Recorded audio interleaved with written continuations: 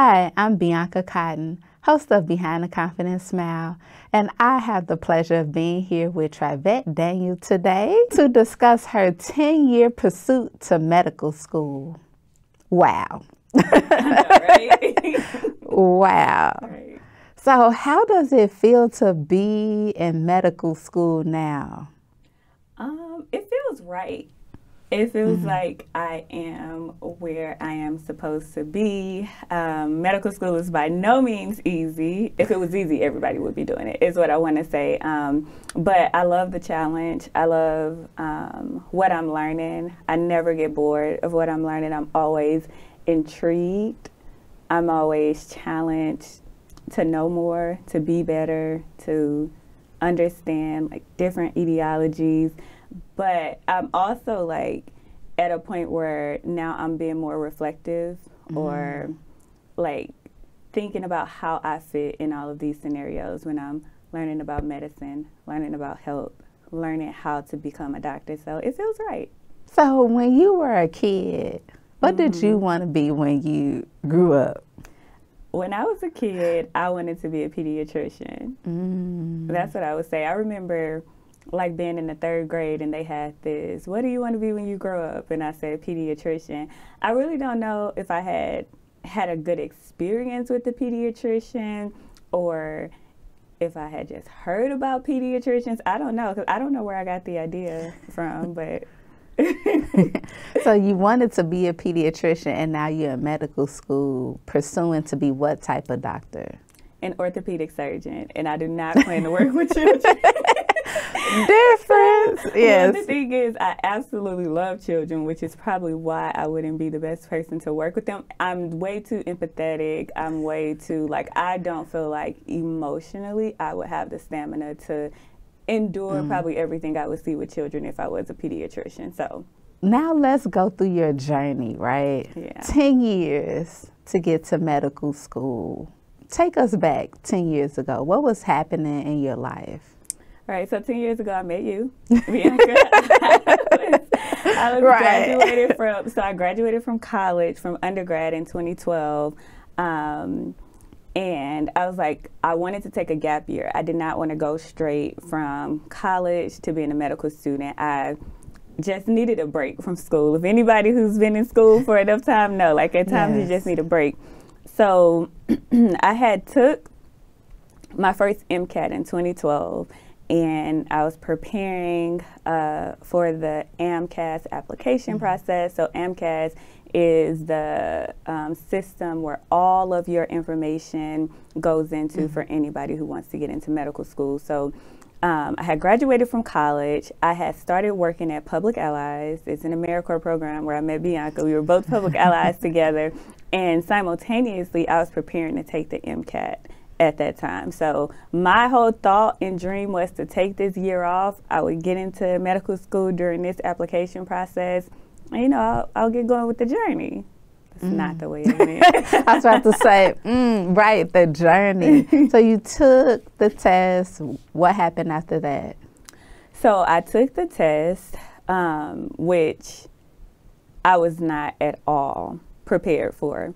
And at the time, I didn't know what I didn't know, right? I was just like, oh, I'm a good student. I can, you know I can sit, I can take a test. And the test is like 7 hours long, mind you. I had not prepared well. I don't even think I had taken one full-length practice test, right? This is how much I didn't know. So I take the test.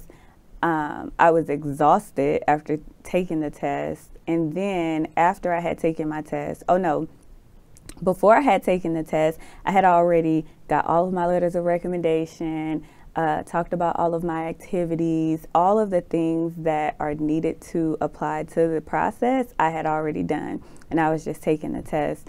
I took the test, and then after the test, you wait probably about a month and a half or 2 before you get your results. But simultaneously, you should be looking to hear back from medical schools that you've applied to. And I had applied to probably like 25 because, first of all, it's a very expensive process. However, because of my income level, there was a fee assistance program where like They took care of the payment for me. So applying to 25 schools was not expensive for me because whoever was over the fee assistance program was paying for like my applications. However, I did not get into any school, not one, right? And so denial after denial after denial, like, you're a great candidate, however, you're a great candidate, however, like over and over. So I was like, okay, you know, I don't think I was very phased at that point. I was like, okay, I'll just try it again next time. So next time happens. So next, was it a year later? You like, I'm going to give this a try a year later after I study some more, or you still didn't know what you didn't know at that point? Right. So I was studying. I just wasn't studying the right thing. So I was like, you know what? I'm going to study some more. So what you have to understand about the MCAT and about standardized tests in general is that it's not just taking the test, it's knowing how to take the test, which is something I had not ever been taught before. I didn't even realize that you need to know how to take this test. You need to know that, hey, you need to be able to read this passage in 3 minutes. No, in 1 minute. You need to read the passage in 3 minutes and be able to answer the question in 1 minute, right? I didn't know that. So I would take my time reading through the passages. I also didn't realize there are going to be certain words, certain phrases, certain things that will be talked about in a passage that you pick up on that's automatically leading you to what the answer could be, and answers you can just scratch off the list. This has nothing to do with that. So all of those things I had no idea about. So I did start back studying, like, hey, I'm going to study some more. I'm going to reapply. I know it's my goal to be a doctor. I know that I'm called to be a doctor. So that next year, I started studying again and went to take the MCAT. Still had not taken a full-length practice test, only studying the material. And so you have to, practice makes perfect, right? So you have to think about not practicing to take the test. Like, I had never set and practiced having the stamina to take a test for 7 hours, right? And so, mind you, that was a while ago, but I don't even know what I was thinking during the test or where my mindset was. I think I was just excited. I was so oblivious as to what was really needed. I was studying. I was doing what I knew was best. So it's not like I was slacking, like, I'm just about to go do this. I was studying, but I did not have the blueprint as to what needed to be studied, how to study, and how to prepare to be successful when I take the test. Let's dig into that, not having the blueprint. Why didn't you have a blueprint? Like, take us through where you're from and the high school you went to. Do you feel like that environment prepared or laid any like foundation for your dream? That's a really great question. It probably broke the foundation for my dream.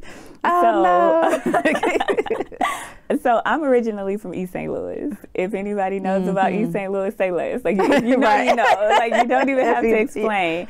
So I'm from East St. Louis. I went to St. Louis public schools where I had a poor education. 2 months actually after I graduated from high school, my high school lost its accreditation.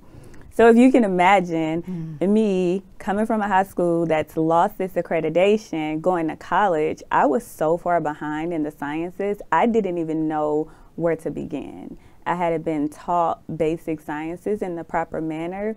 And I feel like it really hindered me because I graduated at the top of my class in high school. I was smart, etc., but not compared to, you know, like the level of people who were in the class I was coming into college. So I struggled through the sciences in undergrad, and a lot of time I was catching up, right? So I was never like ahead on my stuff. I was catching up to understand the basics, like what's a mole in chemistry, right? Like, just all of those little minute details that you should know before you graduate high school, I was learning in college. So here I am in college, like, I want to be a doctor, I'm going to be a doctor, but struggling in the sciences. And so because I felt so unprepared in the sciences, I wasn't doing well in some of my classes. And so I changed my major to writing for a brief period of time, because you want to do something you're good at, at the same time, I felt deeply in my heart that I was called to be a doctor.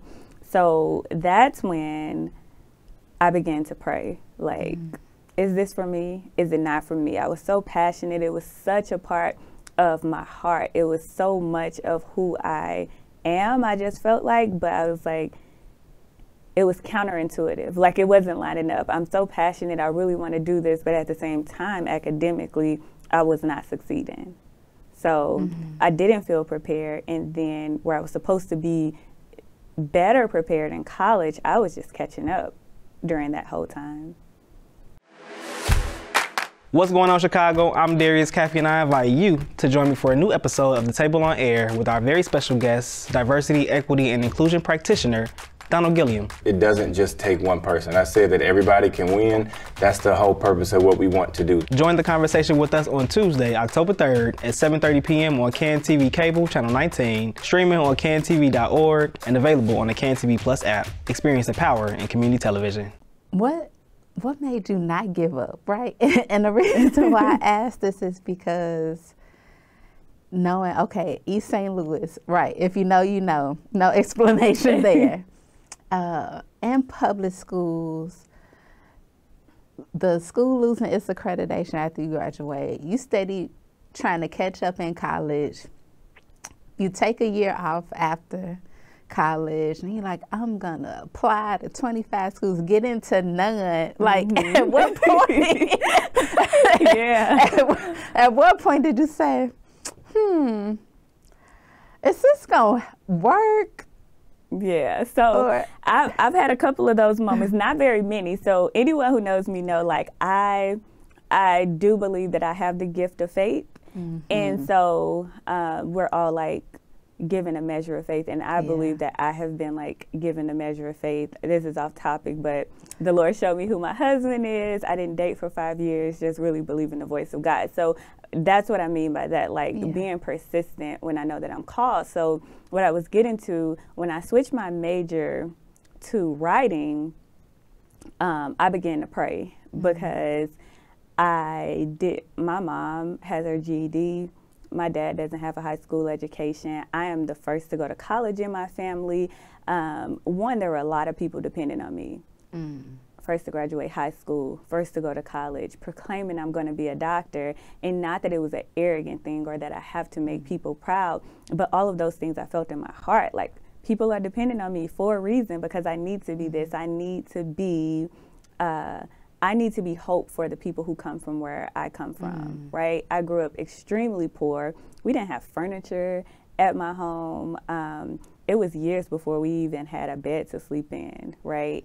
So coming from such a background, coming from such a place where all I would think is I can't go back, right? Like, I can't go back to that. I have to persevere. That was one thing. But the second thing is I prayed. I sought the Lord. I was like, asking the Lord, is this for me? Or is this just like a pipe dream? Or am I just chasing status? You know, is this for me? And I was really seeking the Lord, like, I just need you to show me. I need you to show me, you know, that you have called me to be a doctor, and I'll pursue it, you know, if I get your word of confirmation. And it's interesting because one of my sorority sisters had came to my room randomly, like the next 2 days. And she was like, I call her Brittany Pretty. She said, I had a dream that I was working in the hospital last night. And she was like, and one of my managers asked me, had I seen Dr. Travette? And that was enough for me. Like, she had no idea what I was praying for. That was confirmation, right? That was confirmation. The Lord is like, I've called you to be a doctor. It was the most random thing, but if you understand faith, you know that it's not random, right? This is confirmation. It's no coincidence. And so, yeah, it was no coincidence. And so I went to my counselor and I changed my major back to chemistry. And I continued to pursue it. I started doing some things differently, like trying to go to study groups and different things like that. And I won't lie, I was still like, God, are you sure? Because sis is struggling in these classes. So if this is what you want, I'll follow it. But I felt strongly compelled that this was the word of the Lord for me. So that's why I continued to pursue it at that stage of my life. Wow. So let's go 5 years into this pursuit. Yeah, because it's been a long time. Right. Because it, took a decade. 5 years into this pursuit, what are you thinking now? So 5 years in, by this point I'm married, right? My husband, I think he was finishing his master's, probably starting law school or something like that. I don't know. But he had been supporting me. So by this time, I had started going to these sessions. They were called problem-based learning sessions. And there's this doctor, Dr. Richardson. He would hold problem-based learning sessions for minority students. And I started going to those sessions, and he was drilling people. Like, he would be like, we're in class, and he's like, explain glycolysis. And I would hear people like, glucose, then you got fructose 1,6-bisphosphate, and then it turns into and I was like, how do they know this stuff? Do I need to know this stuff? And so a light bulb, like, it clicked for me to show me, like, hey, it's not that you can't get there, but at this point, you still don't have what you need to handle the rigor of medical school, right? To sit in there, and I was amongst pre-med, so people looking to get into medical school, but also medical students, right? And he's asking them these questions that we should all know, especially if you're taking the MCAT, like, name the 20 amino acids, which ones are basic, which ones are acid, like all of these different things. And I'm like, I don't know this stuff. And it was so encouraging to me because Dr. Richardson, he's a family medicine doctor. He's a Black man, and most of the students were African American. And to see them know their stuff so well, and to be able to regurgitate information, and them going up to the whiteboard, writing out glycolysis, writing out the citric acid cycle, writing out the pentose phosphate pathway, all of these things you probably don't know, but if someone who wants to pursue medicine, you should know. Right? And so that was so inspiring to me. It was inspiring to see a Black physician who was incredible, and to see my peers who were other Black, Latino, other minorities who knew their stuff so well and was also pursuing medicine. So at that point, I was like, oh, now I kind of have a handle on what it is I need to do. Right. And my husband is so gracious.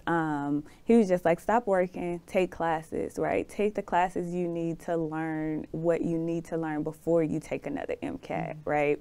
So I took some time off work. I took an MCAT prep course, which I highly recommend to anyone who wants to take any standardized test. If you need a prep course, take the prep course, because irrespective of how much it costs, and I'm not, if you don't have the money, that's understandable, because I didn't always have the money, but it is so worth it for you to pursue your dream. And everyone can't self-study and just make it happen. I was not someone who could self-study and exceed or succeed on the test. So I took a Kaplan prep course or something like that. So I took the prep course, and I began to understand better, the material. I began to better understand like what I needed to know. So I took those classes, but the prep course that I took, I was still self-studying. I just had their material, right? They're like, here are practice tests, here are these. So I started taking practice tests. I wasn't going in to take the MCAT without sitting and practicing for the test. At the same time, I recognized that I didn't recognize at this point, but in hindsight, I needed feedback on how I was doing, how to do better at what I was doing, because I was making some progress, but not the progress you need, right, to get into medical school. And another thing is, it's not recommended that you take the MCAT as many times as I have.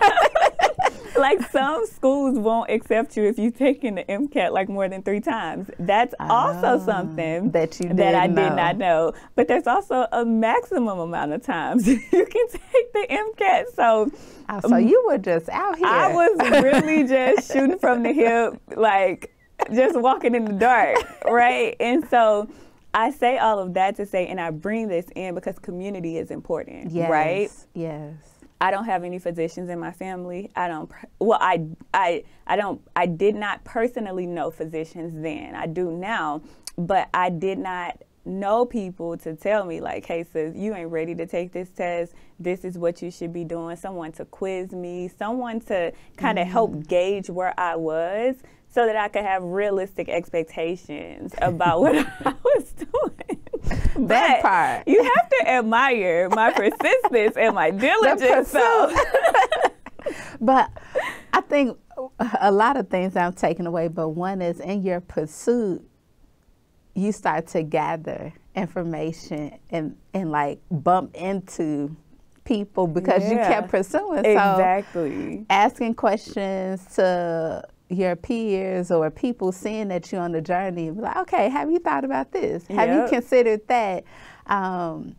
If you could go back and talk to your like 21, 22-year-old self, what would you tell her about before she embarks on this journey or this pursuit to medical school? Because there's a lot I say to sis, but what I will say is a couple of things. I would say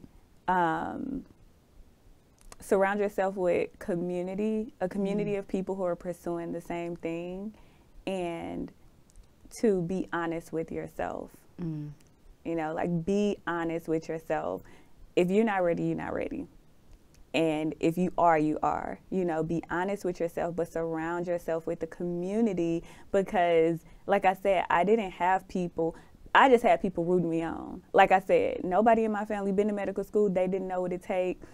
My sisters, my brothers, my mom, and them was like, she's studying for the MCAT. She got it. And I'm like, yes, I'm studying for the MCAT. Squad. I got it. And not knowing that I'm studying poorly, you know, I'm not preparing well, but they don't know that. They didn't have the insights to give me that advice. And so for those reasons, that's the advice I would give like my 21, 22-year-old self. Like, surround yourself with the community of people who are doing what you're doing, because even mirroring, right? Yeah.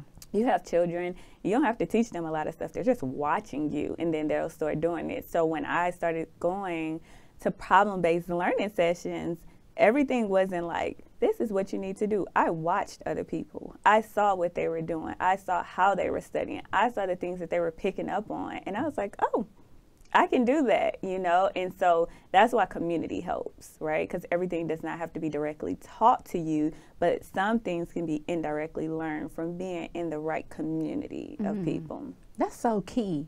So what are your parents saying now and your siblings? Like, oh, they are proud. They are my mom is like through the roof. Like everybody knows her daughter's in medical school. She works at a hospital. And sometimes I low-key feel like she belittles other people because they're not going to be a doctor. And I'm like, that's not okay. My mom's not a belittling person, but she makes comments. And she's just so proud. And it almost seems like, if you're not a doctor, then... But they are very proud. My brothers and sisters are proud. My brothers call me all the time, and they're like, I'm so proud of you. And that's important for me because they are Black men in St. Louis and East St. Louis. Our dad was not present, is not present. And so for me to be that type of light and inspiration to them, you know, a lot of times people are like, oh, like, you know, Black boys need a Black man, which they do. But for me to be a Black woman and inspire them and encourage them to move forward, I'm like, wow. You know, my sisters, I get it. I get that they would look up to me and see something and want to do more. But to have impacted my brothers the way that I have, it's amazing. And I love my brothers. We are close. We FaceTime like every other day. So they're proud. And they also, them being so proud motivates me to go harder. Like, yeah, this is what it's about. I love it.